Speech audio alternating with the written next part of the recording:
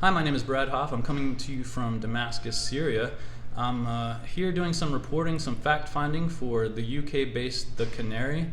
Check us out. We're thecanary.co. I also have a personal blog where I mainly analyze Syria from a military perspective. It's called levantreport.com. But more important is my guest, also here in the region, trekking around, doing some fact-finding, Jack Murphy. Jack Murphy is co-founder and editor-in-chief of softrep.com. He writes from the perspective of a U.S. Special Forces combat veteran. And you need to check out softrep.com. Become a member, because really there's no better analysis. It fills a very much needed, unique niche that more people need to be aware of. SOFREP comes from the perspective of experienced clandestine and military veteran guys and contractors who have vast experience, and this is they write about things not often covered. So I want to talk to Jack, just have a casual conversation and ask him a few questions about his perspective on Syria. So Jack, based on your contacts with U.S. Special Forces that have been part of the program to train and equip rebels in Syria, how would you generally articulate the mood or view of these guys that you often have direct relationship with concerning U.S. action in Syria during this horrible conflict? Well, thanks, Brad. I appreciate the compliments. I'm not sure I can live up to all of that, but I'll try. I would say the general mood of the Special Forces soldiers who are working in the Train, Advise, Assist programs based out of Turkey and Jordan, directed into Syria, is frustration. That's how I would sum it up. There's a lot of frustration. And part of it is just natural to any, I should say most Special Forces missions. They're long-term. They involve complicated, interconnected political relationships or just personal relationships. You're dealing with an indigenous culture that maybe you're not necessarily an expert on. Maybe you're having challenges with the language. It's just a difficult mission. That unconventional warfare mission is exceptionally difficult. So there's a lot of frustration that comes out of that just naturally. But I think on top of that, the Green Berets and other special operations soldiers who are working this particular mission are frustrated with the training programs, the rebel training programs that they've been assigned to. One of the big reasons, one of the big frustrations is their ability to train.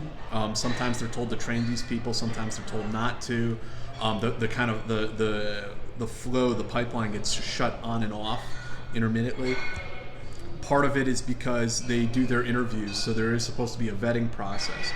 But when these guys sit down and do the interviews with the rebels when they come in, and these are guys who mostly have already fled the battlefield, what they're finding is that these guys give cookie cutter answers. They've been coached on what to say already. So they understand, we overjudge, or we don't appropriately judge the knowledge that foreign peoples have of American culture and American bureaucracy. So they know how to game American politics and American bureaucracy. So they know that when they come in to talk to U.S. Special Forces, that they have to appear secular. They have to give the appearance that they're secular. So they'll come in and they'll say, oh no, I'm not about jihad, I'm not a Salafi, I'm not a Wahhabi, I'm none of that. But when it comes down to it, the guys can understand that they're not exactly telling the truth. And some of it goes from just mannerisms, right? Like guys who won't smoke cigarettes, which the Wahhabis don't smoke cigarettes. A lot of most moderates in this region smoke cigarettes, but that's not the only thing that's superficial. But there's a lot of other things that come to the fold in these interviews. They find out things like, these guys don't even really want to fight ISIS. They don't have any grievances with ISIS.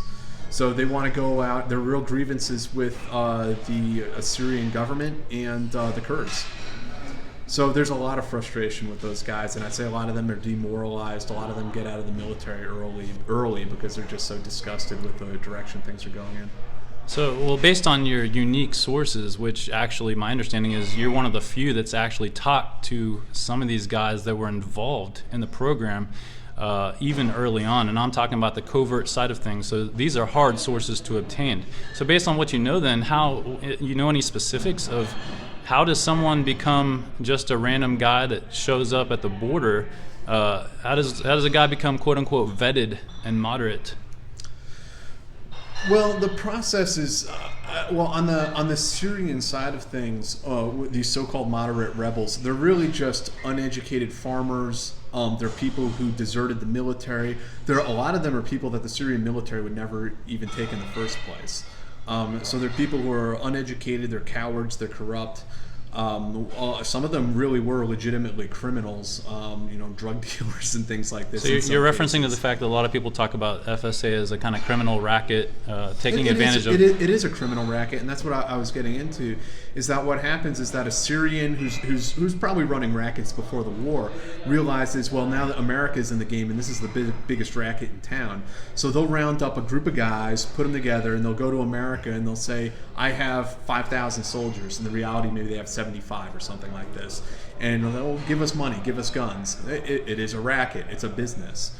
So it kind of comes together as more of a business arrangement than some sort of like ideological struggle or nationalistic struggle than anything else. So to get a little bit broader, then I'm very curious to know your opinion on to what extent you see the recent history of U.S. covert action in Syria as a conscious attempt at regime change, or do you read it more as just years of confused policy and bumbling along? It's kind of the old debate of, in terms of covert action when it goes wrong, bureaucratic ignorance and bumbling, or Machiavellian conscious arming of jihadists. How do you see this? Yeah, that's a good question, and that topic has plenty of controversy surrounding it. I think the first thing you have to understand is that there's essentially two different programs. There's the CIA's programs that fall under Title 50 for covert action, and there's the Army programs or military programs which fall under Title 10, which covers military activities. So the military has been assigned the task of fighting ISIS. This was something that the CIA from very early on didn't have a lot of interest in doing. So they kind of kicked the can down the road, handed that off to the military, and told them to take care of it. The CIA, at the meantime, they are more engaged in the process of regime change in Syria. And this is something that the CIA director denies publicly, or he at least greatly toned down his rhetoric. But these programs continue. This is still the agenda of the Damascus station, which is no longer, it's called Damascus X now because it's no longer in Syria. Where is it right now for our viewers? Jordan. Okay. This is the tasking that the Near East division of the CIA has, is regime change in Syria. So sorry, what was the rest of the question? I got a little off base. So in terms of whether you generally read covert action in Syria in the last few years, I mean, it's pretty obvious to everyone that it's gone horribly wrong. I mean, look at the rise and establishment of the Islamic State, and just the complete disarray of the entire cock-up situation. Do you read it as more like Machiavelli or just bureaucratic ignorance? I mean, when basically weapons are handed out in northern Syria by covert guys, whether U.S. or U.K. or anyone else, I mean, is it just looking the other way? Is it intentionally allowing weapons to go to jihadists, as has been well documented? How do you read it? Yeah, well, it has been well documented that this is happening, that weapons and training are ending up, with jihadi groups. So this is true, and I mean, I know this is controversial, and in my travels throughout the Middle East, through Syria, Iraq, Kurdistan, I've heard over and over and over again from people in all walks of life that this is some sort of a CIA conspiracy, that America is conspiring against these countries, that we're punishing the Middle East, that we have some sort of grand strategy at play. I think anybody that knows the Department of Defense or the CIA well knows that we're not very good at this sort of thing. As Americans, I would even go as far as to say that we take sort of an infantile approach towards unconventional warfare and proxy warfare. And I'll say that to be demeaning. I mean, we have some great professionals, but I think in the broad strokes and in some of the policy decisions we make, down to how we judge second and third order effects, that we don't necessarily take all of the mitigating circumstances into consideration. So the way I see it, based on the research I've done and some of the interviews I've done with people, is I don't see it as some sort of Machiavellian scheme. I don't see it as us playing on some sort of grand chessboard. It has a lot more to do with internal domestic U.S. politics. We work on 4-year election cycles. We do not think well on the long term at all. We don't have long-term plans or grand strategies. So you can see the American president, Barack Obama, getting beat up in the press. Why aren't you doing something about ISIS? Why aren't you doing something about ISIS? And it's also come out in several books and in news articles at this point that the president and the vice president, Joe Biden, both opposed arming rebels. And I think the fact that these programs went ahead anyway, and that the president authorized them, feeling that he had to authorize them, and the buck stops with him. He has to take responsibility.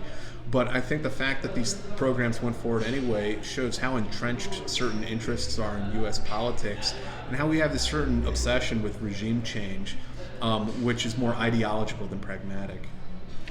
Great, Jack. So now to get a little bit more personal, you're an Iraq War combat veteran. You're a special forces guy.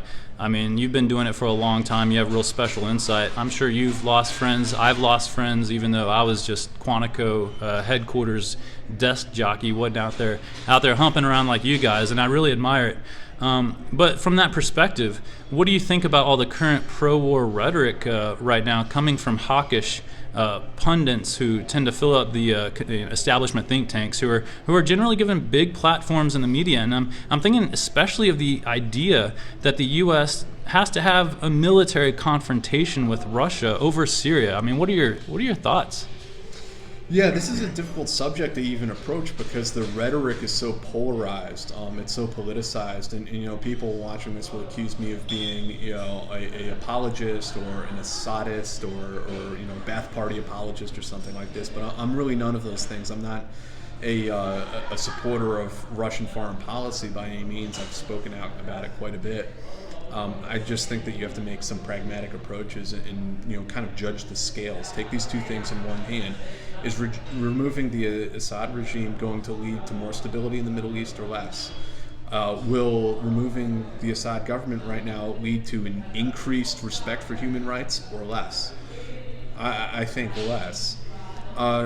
Regarding the bigger question about people in think tanks and various policy analysts in the United States who are very hawkish in advocating for war, I find it very curious and very odd myself. These people sort of strike me as chicken hawks in the sense that they're people who never served in the military. I kind of wonder what they've been doing for the last 15 years. They're just kind of these odd kids that came out of grad school and walked right into these think tanks, and overnight they became Syria experts. And then something else will happen. Russia will invade Ukraine, and overnight they become Russia experts. and it's like they have this desperation to keep themselves relevant. Having Twitter followers does not make you an expert. So I wonder why we don't have more people with actual PhDs and experience in the region, and be that experience academic or military or State Department or whatever the case may be. I'm not saying one outweighs the other, but people who have real experience, and I noticed so many of these so-called experts, they really didn't study these things academically or have practical experience.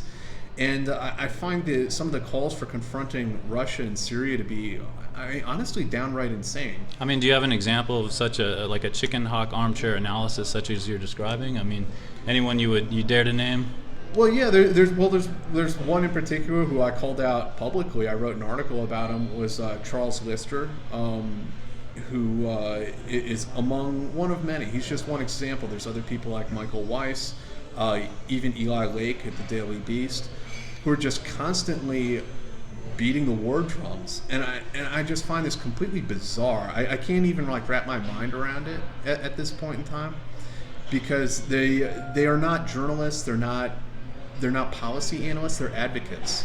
They're campaigning for war, and in so many ways they're making the same mistakes we made in 2003.